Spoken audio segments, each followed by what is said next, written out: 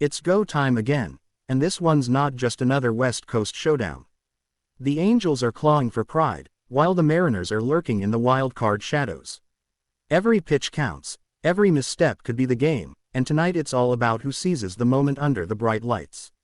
We've got slumping stars, red-hot bats, sharp arms, and late-inning chaos just waiting to unfold. You don't want to blink. The Guardians travel to Camden Yards to face the Orioles in what should be a great showcase of how data-driven baseball matchups play out when neither team can be underestimated. This matchup carries serious implications, both for betting angles and for playoff positioning. The Guardians continue pushing for a wild card spot, leaning heavily on smart pitching and a high-contact, low-walk offense. Baltimore, meanwhile, is rounding into form offensively and playing with relentless swagger at home, stacking young talent like Gunnar Henderson and Adley Rutschman. That mix of elite power bats, unpredictable arms, and betting trends makes this a fertile game for smart money and value bets. On the mound, Cleveland is expected to hand the ball to Logan Allen, a southpaw who doesn't rely on electric velocity but rather on precision and sequencing. Allen lives in the zone, posting a SUB 4.00 ERA despite a strikeout rate under 8 per 9 innings.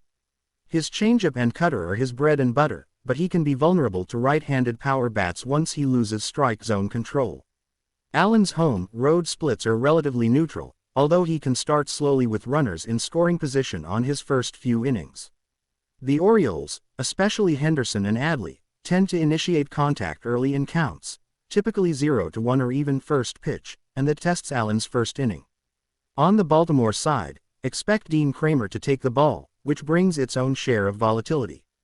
Kramer is a fireball cutter, changeup mix artist who's shown flashes of dominance, but he's a classic Jekyll and Hyde.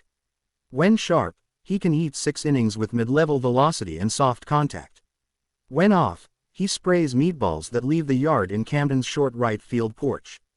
Kramer's peripheral metrics say he should have a higher ERA than he does, especially at home, and he'll likely face the Guardians, high contact, low strikeout heavy bottom third of the order. That lineup may not trash him, but if he allows base runners early, Cleveland can plate crooked numbers behind sequencing and speed. Cleveland's roster plays to Allen's strengths. They make contact, avoid walks and wait for their pitches. Stephen Kwan is elite at spoiling breaking stuff, and with Jose Ramirez, Josh Naylor, and Bo Naylor behind him, they draw pitchers deep into counts. That's where Kramer can get in trouble late. The Guardians' bullpen is a top-tier relief corps, anchored by Emmanuel Clase. If they can grab a lead, it's almost unwise to fade them in high-leverage spots. Baltimore brings a heavy near-American League approach. Henderson is a legitimate MVP candidate. He has power, patient at everything he faces, and hits cutters over the plate consistently. Rutschman is a disciplined, high OBP threat who gets on base and provides protect bat to Henderson. Add in Colton Cowser's streak and Shea Langeliers' offense out of the back half, and this lineup is built to slug early and force mistakes. The Orioles' pen is within the top 10 in ERA, and they have several high-end arms capable of bridging the gap if Kramer falters. That bullpen remains a key value marker for betting down the stretch. This one features 2 pitchers with suspect home splits. Both Allen and Kramer give up more damage on the first trip through the order. Camden Yards is neutral overall, but in July, the right field winds have blown out. That gives a late edge to Henderson, Trey Mancini, even Cowser. So let's break this down in betting terms. The side, Cleveland opened as slim road favorites, likely in the -110 to -115 range. There's mild value early if the public leans Orioles given their home name recognition, but the sharp play is Cleveland. Allen's precision beats power when he can lock in, and the Guardians' deep bullpen can seize the late innings. Cleveland covering the money line or even the -1.5 run line at juiced plus money is a strong play. The total, the line will sit at 8.0 to 8.5 runs, depending on juice and movement. With twins of underperforming starters and 2 high-power offenses, this one could overshoot even that. The sharp play is the over. Both bullpens are good but not great at limiting inherited base runners this month. If this becomes a tight contest into extras, you'll still likely hit over 8.5, and potentially 9.5 depending on how early the line opens. Home run props. Gunnar Henderson is the obvious target. High power, good matchup versus LHP, in a hitter-friendly park. Rutzman is also worth tracking. He's popped 2 in his last 4 games and draws Allen's occasional mistake tether fastball or cutter. Cleveland may trade a homer frequency there, but Camden's dimensions tend to boost them. Total bases props. Josh Naylor over 1.5. He's one of the most consistent hard contact guys on the roster and is hitting .320 versus LHP this season with regular host of doubles. He offers value with prime percentage exit velocity metrics at Camden. Strikeout props. Dean Kramer over 4.5 kiloseconds. He's beginning to rely more heavily on cutter with lesser velocity, which can lead to whiffs, especially as he faces Cleveland's aggressive bottom third. Conversely, Logan Allen under 5.5 kiloseconds is a strong under, given Cleveland's low chase profile and Allen's 50% GB rate. Run line play. Cleveland minus 1.5 is my primary full game lean. The money line is fair but may not push the edge. Run line captures potential late insurance runs. SGP suggestion. Cleveland ML plus over 8.5 plus Henderson hour. That combo includes a side, an at-bat prop, and total value, returning solid payout without flaming home. Final score projection. Guardians 6, Orioles 5. Expect a back and forth game where either side can take the lead, but Guardians edge out late, using bullpen leverage and Henderson for some late damage. This one could tip late, but the galvanizing Cleveland pen will shut the door. The Toronto Blue Jays return home to face the Detroit Tigers in a game that might seem like a mismatch on paper but carries more weight than most bettors are giving credit. With both teams trending in divergent directions over the past month, the dynamics of this matchup present not just angles for value on the moneyline and total but also reveal a deeper narrative around under-the-radar player performances and subtle betting market inefficiencies. Let's start with the Tigers. At this point in the season, Detroit finds themselves floating in the lower tier of the AL Central, plagued by inconsistent hitting and a pitching staff that has performed admirably but hasn't received the run support it deserves. Reese Olson gets the ball for Detroit, and while his record is underwhelming, 3-9, his ERA sits around a respectable 3.68. His whip of 1.17 and strikeout rate of 23.4% suggest he's far better than his win-loss column implies. The Tigers just haven't backed him up. He's induced a solid 51% ground ball rate and kept hard contact below 32%, a sign of quiet effectiveness. His 2.1 WAR also shows that he's been valuable in keeping the Tigers competitive. On the flip side, the Blue Jays are now fighting to stay relevant in the wild card chase. They're sitting around the .500 mark, and every game matters. They counter with Chris Bassett on the mound, who's coming in with a 9-6 record, a 3.94 ERA, and 1.30 WHIP. While his strikeout rate is slightly lower than average at 19.5%, he's mastered inducing weak contact and has gone at least 6 innings in 8 of his last 10 starts. However, he's had issues with left-handed hitters this year, surrendering 8.282 average and more home runs per 9 against them, which could make Riley Green and Kerry Carpenter potential X factors for Detroit if they get going early. Offensively, the Blue Jays remain a paradox. On some days, they look like a postseason juggernaut. On others, they can't buy a hit with runners in scoring position.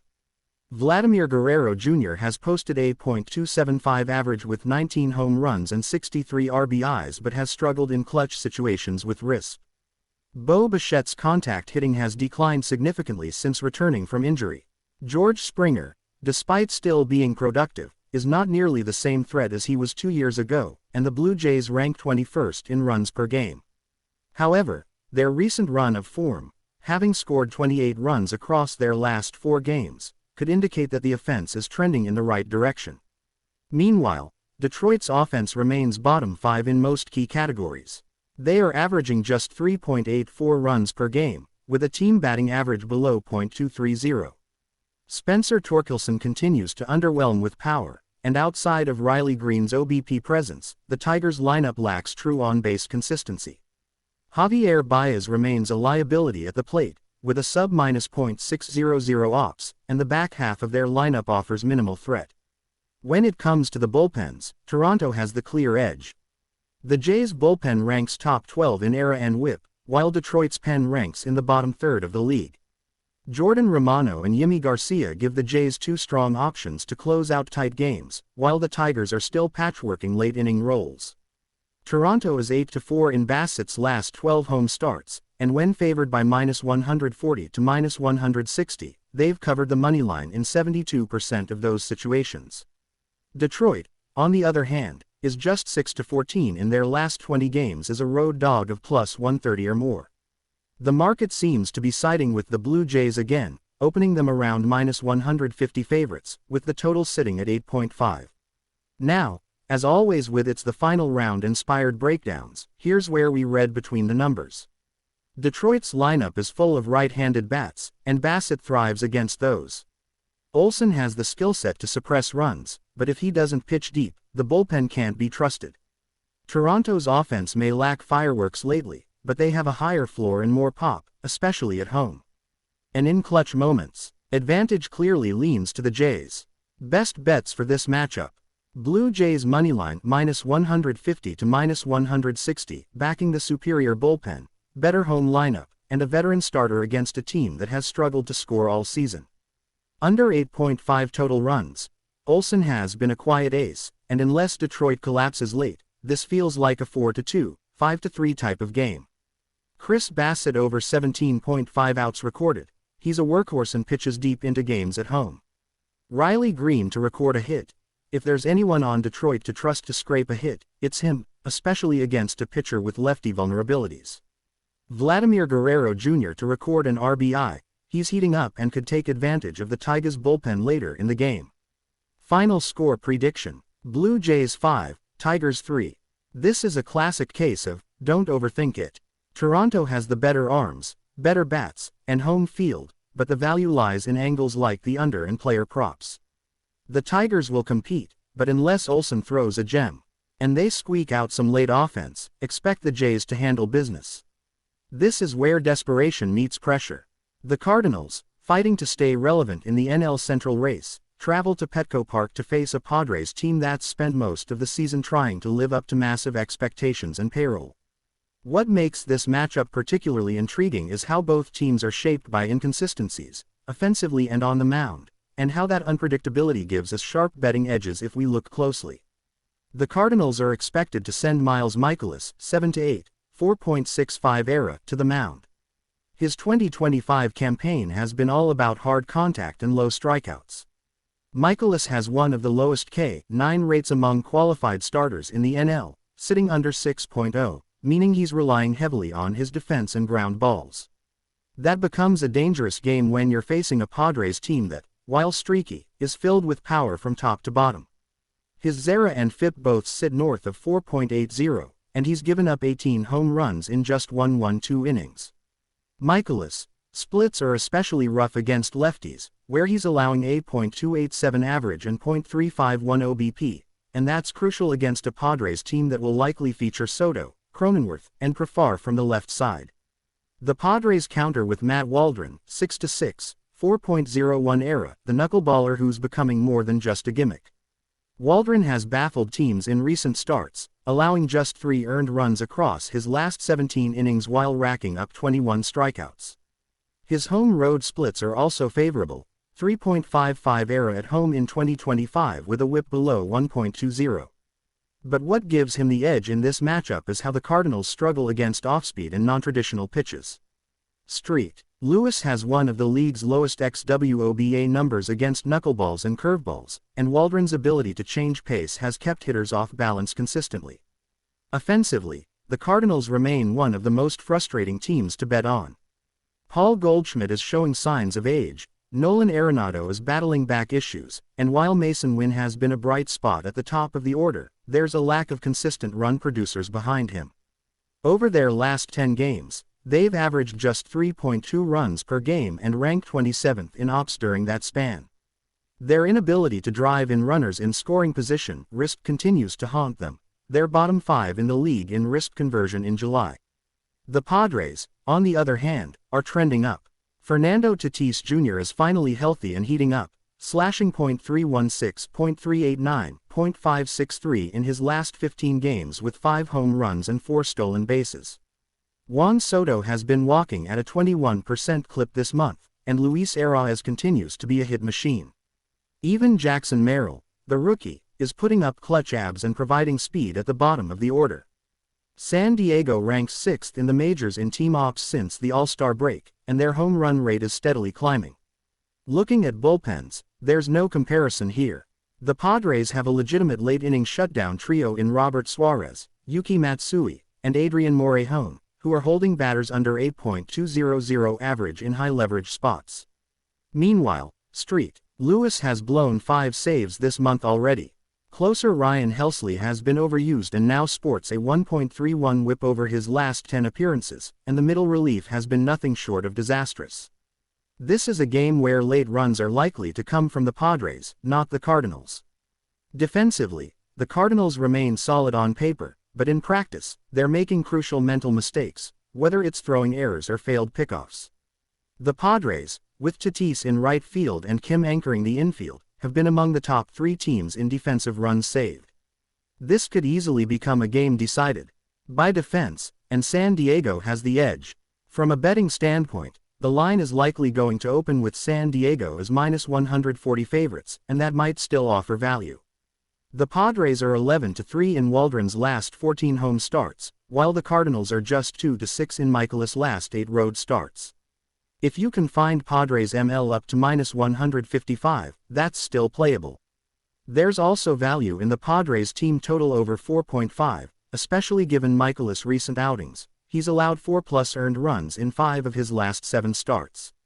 Home run props. The Padres are where you look. Juan Soto is the most obvious play. He's 4.48 with a homer in his career versus Michaelis and has launched 3 bombs in the past week. Tatis Jr. is also red hot and could be a smart sprinkle. If you're chasing value, Jake Cronenworth at +600 or better is worth a flyer against a pitcher who struggles to keep lefties in the yard. Final thoughts. This is a mismatch on paper and a mismatch in form. San Diego is at home, playing with rhythm, with the better bullpen, hotter lineup, and a pitcher who matches up well against the Cardinals' lineup holes. Unless St. Louis can somehow put together a near-perfect defensive and pitching game, this is San Diego's matchup to lose. Prediction. Padres 6, Cardinals 2. Best bets. Padres ML up to -155, Padres team total over 4.5. Props. Juan Soto HR, Tatis Jr. Over 1.5 terabytes, Cronenworth hour, value. When the Houston Astros travel west to the Oakland Coliseum to face the Athletics, don't let the records fool you, this is not your average AL West mismatch. There's underlying tension, playoff implications on the line for the Astros, and a scrappy A's team that's refused to back down all season at home. This is more than just a statistical contrast, it's a battle of identity. The Astros, perennial contenders with World Series pedigree, find themselves locked in a tight AL wildcard chase, while the A's, expected to be bottom dwellers, have instead turned their home turf into a gritty proving ground. Let's peel back the layers of this matchup and uncover where the value lies, what the numbers really say, and which team will walk off with the W when the lights go down in the Bay. Let's begin with Houston. The Astros come into this game sitting just outside the AL West lead, chasing the surging Mariners. But make no mistake, this team is still dangerous. They're 8-4 in their last 12 games and have been seeing their offense come alive, especially on the road.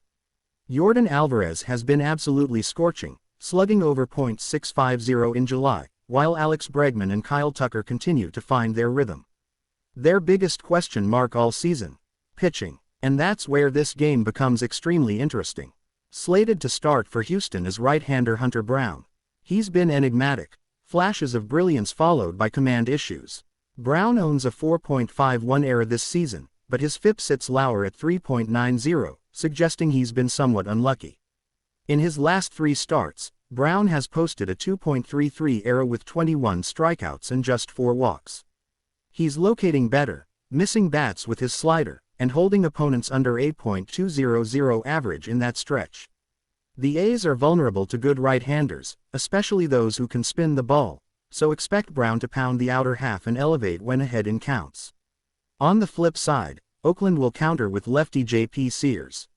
Sears has been surprisingly effective at times this year despite the team around him.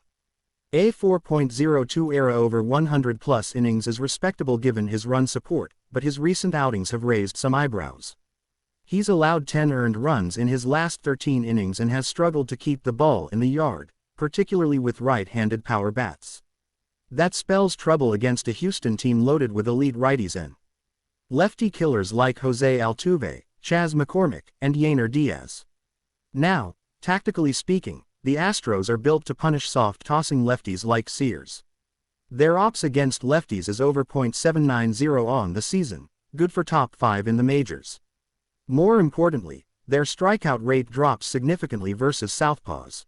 Expect a patient approach from Houston early in counts, forcing Sears to elevate and leaving pitches over the heart of the plate.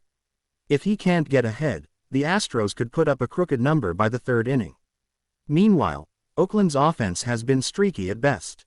Brent Rooker and Zach Gelof offer some pop, but the A's rank near the bottom of the league in batting average, on-base percentage, and total bases. Against pitchers like Brown who can throw multiple pitches for strikes, they've often looked overmatched. And with the Astros bullpen finally healthy, Brian Abreu, Ryan Presley, and Josh Hader forming a terrifying trio, don't expect many late-inning rallies from the green and gold. From a betting perspective, this game leans heavily toward Houston in every category, but that doesn't mean you blindly lay the money line. The value here is on the run line and team totals. Houston has covered the -1.5 spread in 15 of their last 21 wins. Oakland has lost by multiple runs in 14 of their last 18 losses. That's not just noise, it's a trend. Add in Houston's road offense and superior bullpen, and this sets up perfectly for a 5-2 or 6-3 type of game. Let's break down the best bets for this game. Astros -1.5 run line, strong value with current odds hovering near +100 or better. Astros over 4.5 team total runs, this is the sweet spot against Sears and the Oakland bullpen. Hunter Brown over 5.5 strikeouts, the A's swing and miss a lot, Brown's K upside is legit. Yordan Alvarez to hit a home run, he's feasting on lefties and locked in right now. If you're into same-game parlays, a smart combination might be Astros ML plus Hunter Brown 6 plus Ks plus Alvarez 2 plus total bases, which can be found in the +400 to +500 range depending on your book. In terms of narrative and momentum, the Astros can't afford to drop games like this if they want to keep pace in the AL. They've been pushing all the right buttons lately, and Dusty Baker has the lineup dialed in. Oakland, despite being a plucky spoiler team, just doesn't have the firepower or depth to hang with Houston over 9 innings. This isn't about effort, it's about matchups. And every key matchup leans Astros. So what's the final call? Prediction: Astros 6, Athletics 3. Houston pulls away early with a 3-run third inning and never looks back. Hunter Brown goes 6 strong, the bullpen locks it down, and the bats take care of business. The Los Angeles Angels head to T-Mobile Park for a crucial divisional clash against the surging Seattle Mariners in what's shaping up to be one of the most intriguing AL West matchups of the night. With both teams fighting for positioning in a tight wild card race, this game has playoff implications written all over it. The Mariners have taken control of their identity lately with elite pitching and timely hitting, while the Angels are still trying to find their footing in the post-Ohtani era, relying heavily on inconsistent offense and a shaky bullpen to keep them afloat. But on any given day, this game could be a coin flip, and that makes the betting angles even more enticing. Let's start with the pitching matchup. The Angels will likely send left-hander Patrick Sandoval, 3-8, 5.29 ERA, to the mound. His 2025 campaign has been a massive step back, and his splits on the road are brutal. Opponents are batting .286 against him away from home, and his whip has ballooned past 1.45. His command has wavered, averaging over 4 walks per 9 innings, and his sinker-slider combination hasn't been nearly as effective this year. He's also facing a Mariners team that absolutely crushes left-handed pitching. Seattle ranks 5th in the American League in ops versus southpaws, led by Cal Raleigh, Mitch Haniger, and Ty France, all of whom have posted .800 plus ops marks in these matchups. On the other side, Seattle will likely turn to Brian Wu, 6-3, 3.18 ERA, who has quietly emerged as one of the most consistent arms in the Mariners' rotation. Wu's 2025 breakout has been fueled by his cutter command and strong fastball elevation, limiting opponents to just a .214 batting average and a sub-1.10 whip. What's more impressive is his performance at home, where he's holding hitters to a .198 average and a 2.71 ERA. He's also done a fantastic job keeping the ball in the yard, which is crucial when facing power threats like Taylor Ward and Joe Adell. But perhaps most importantly, Wu matches up perfectly against an Angels team that ranks in the bottom 8 in nearly every offensive category versus right-handed pitchers on the road. When it comes to the bullpens, this one isn't even close. The Mariners' bullpen has been lights out. They rank second in the AL in bullpen era, 3.18, and have one of the best late-inning combos in baseball with Andres Munoz and Ryan Stanek. Meanwhile, the Angels have the third worst bullpen era in the league, 4.91, and are notorious for blowing leads late. The difference in relief arms alone could swing this entire game, especially if it's close heading into the 7th inning. Now let's talk offense. The Angels continue to rely on Logan O'Hoppe and Zach Neto for sparks, but their lineup just doesn't have the depth to match Seattle's. The Mariners, despite a few cold stretches in July, are still top 10 in ISO and extra base hits over the past 2 weeks. Julio Rodriguez, who had a sluggish start to the season, is heating up at the perfect time. He's hitting .311 in July with 8.919 ops and already has 4 home runs this month. Against Sandoval, whom he's seen well in past matchups, Julio could be poised for a big night. Add in Raleigh's power from the left side and the situational hitting from Josh Rojas, and Seattle just has too many bats that can do damage. Defensively, the Mariners have one of the most efficient infields in baseball. Their defensive runs saved (DRS) and outs above average (OAA) rank among the league's best, and they rarely beat themselves with unforced errors. The Angels, meanwhile, are middle of the pack defensively but have had issues with infield consistency, particularly on double play balls and miscommunications between third and short. In a tight contest, defensive miscues often become the hidden X factor, and the edge clearly goes to Seattle here. Let's break down the betting trends. The Mariners are 7-1 in Bryan Wu's last 8 home starts and 11-2 in their last 13 games against teams under .500. Meanwhile, the Angels are just 3-12 in their last 15 road games against right-handed starters. The total has gone under in 8 of the Mariners' last 10 home games, mainly because of their pitching dominance. That said, the Angels' bullpen volatility and Sandoval's early inning struggles could push this game toward the over if Seattle jumps out early and adds on against middle relief. From a betting perspective, the value lies with the Mariners on the run line -1.5. Their bullpen advantage, home field edge, and superior pitching matchup make this a strong spot. The money line is a bit juiced around -165 to -180, but pairing it in a parlay or taking it straight with a sprinkle on the run line could pay dividends. The total sits around 8.0, and while the Mariners might do their part, the Angels' inconsistency makes it a tough call. We'd lean slightly toward the over if you're expecting a 6-3 type of finish. As for player props, Julio Rodriguez over 1.5 total bases is one of our favorite plays. He's on a tear in July and should get at least 1 or 2 good looks against Sandoval. Cal Raleigh anytime HR is also worth a flyer given his power surge and favorable matchup against left-handers. On the strikeout front, Bryan Wu over 5.5 kiloseconds feels sharp, especially since the Angels are striking out at the 4th highest rate in the league versus right-handed pitching over the last 30 days. Final prediction: give us the Seattle Mariners 6, Los Angeles Angels 3. Wu continues his home dominance, Julio leads the offense, and Seattle's bullpen shuts it down late. If you're tired of cookie-cutter predictions and want deep, sharp, no-nonsense analysis every single day, this is your home. Hit that like button if you're locking in your pick. Smash subscribe so you never miss a slate breakdown, and drop your final score.